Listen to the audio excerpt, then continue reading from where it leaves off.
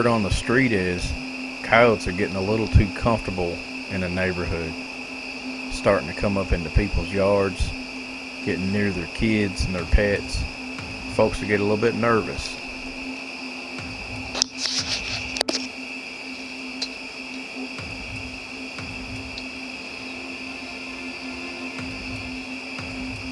When Tommy first heard about this problem, he was quick to respond. Problem was, he had his 17 HMR set up with the ATN 4K 3x14, strictly for groundhog hunting.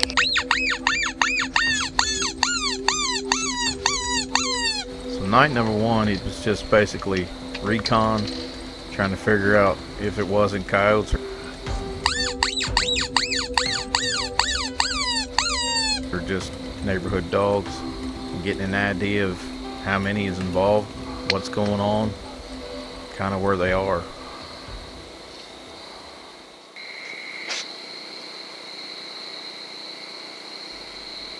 Second night rolls around, he's still got the 17 HMR, got the 4K Pro, kind of thinking about squeezing off one, but yet such a tight neighborhood, it's probably not going to be a good idea. The cops are going to get called, it's going to be a total mess.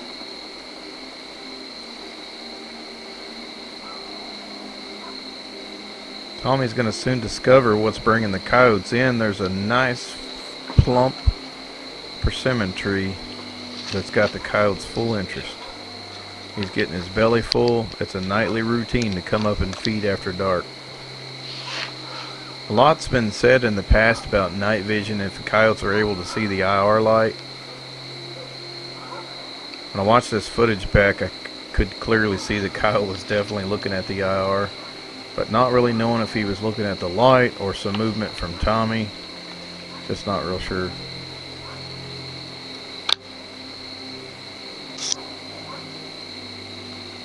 He's totally committed to doing his own thing, just trying to scoop up some persimmons. He's really close to these houses here. No way we're going to get a shot with the 17. Tommy's going to have to come up with a better plan. Something quieter.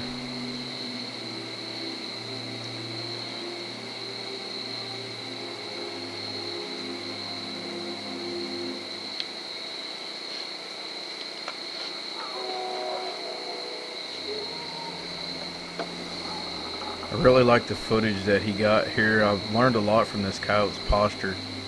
Watching him raise his front paw up like that. Always on guard, always looking around, sniffing. See him catching wind there. It's just not convinced that everything's on the up and up. This coyote's at full alert. And I think he's had enough for the night. Nope, back again.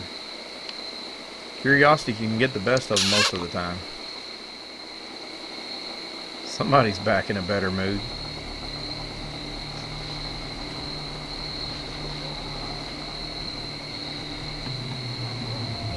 Coming into night number 3 here, the coyote is kind of coming in from a different direction. Got the same goal in mind. He's wanting to get that belly full. Once again, posted up under the persimmon tree. Tommy hits it from a different angle. He went home, tried to come up with a good idea of how to put this coyote down. Come up with a pretty freaking good deal here. Move the ATN 4K 3x14 over to the crossbow. So he's going to get it set up out here, get this coyote lined up. Now if he can just close the distance, everything come together and send a bolt through his chest cavity.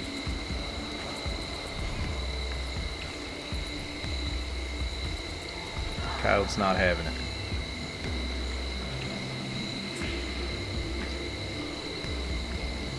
So now here he is able to shoot this coyote. He's got a Rage broadhead on there. Everything's set up for nighttime shooting, but he's out there a little bit too far for Tommy's liking. You see he's set up perfectly. He's sitting there checking the wind. Just not convinced that everything's right. See him put the brakes on there. Got the Fox Pro sitting in the fork of the tree. Tommy had been doing a little bit of squeaking. Got this coyote's attention.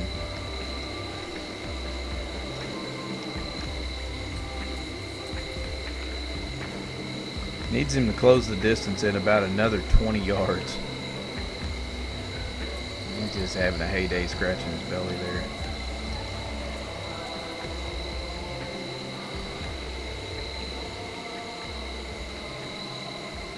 It's about like turkey season, guys. Every time you're able to take them, they're just out of range. Coyote's going to slowly move its way in here. It's about 15 persimmons away from getting the crossbow bolt to the chest.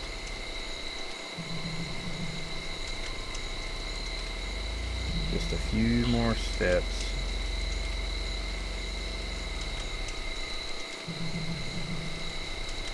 Kind of looking around to see if any buddies are around, checking out the situation. Thinks it's going to ease on in a little bit closer, almost there, almost in range. Now Tommy's just looking for a good broadside shot. There again, a shot of the Fox Pro. Just a little bit out of focus here. Coyote's pretty close at this point. Guesstimating him around 45 yards. Just a few more steps. Make sure that get a good lethal shot on him, put him down.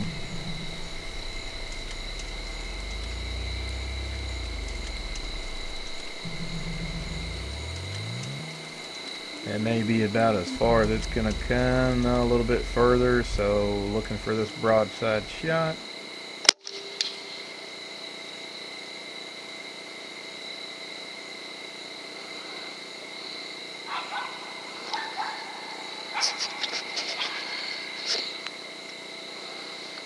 Let's watch that shot again in slow motion.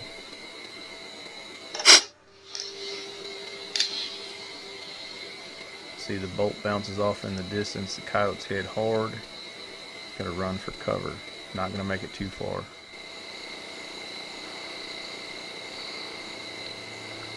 Here's a good point. I went ahead and threw this part of the video in here. What's happened is that coyote took that bolt, ran back there in the woods and crashed. His buddies have came out. Now the call's not going, so why is more coyotes coming out? This is a great point. See this coyote looking over there. I'm not sure if he hears the other one rustling around in the leaves. The ATN wasn't able to pick up the audio. But a lot of times, whenever you shoot a coyote, when you're out on a hunt, and you go to that coyote distress, very likely there's more in the area. It's exactly what's happened here.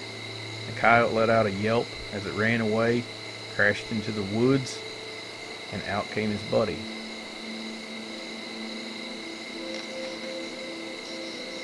If you'll notice in the background, we got another coyote, a third one, back there in the distance. So there's still coyote issues right here in this neighborhood that's got to be dealt with. They got to be controlled. I'm not sure what happened at this point. They just heard another coyote yelping, some type of distress sound. So they're coming in to check out their buddy's situation. Kind of like if you were out with your buddies, somebody got in a bind, yelled out for help, you're going to come running. Keep your eye on this dog here. I think this is probably going to be the dominant coyote for this area. It's going to come in checking out the situation, no fear. Now no doubt there'd be multiple shots here if we were in an open field like we're used to. There again, a little shot of the Fox Pro on the tree limb. Watch this coyote come up and scent check the area, scoping out what happened. It's going to pick up blood. Boom, out of there. Says, nope, ain't nobody got time for that. We out. It's going to be joined by this other coyote. And Tommy's going to go on retrieval. Another coyote down.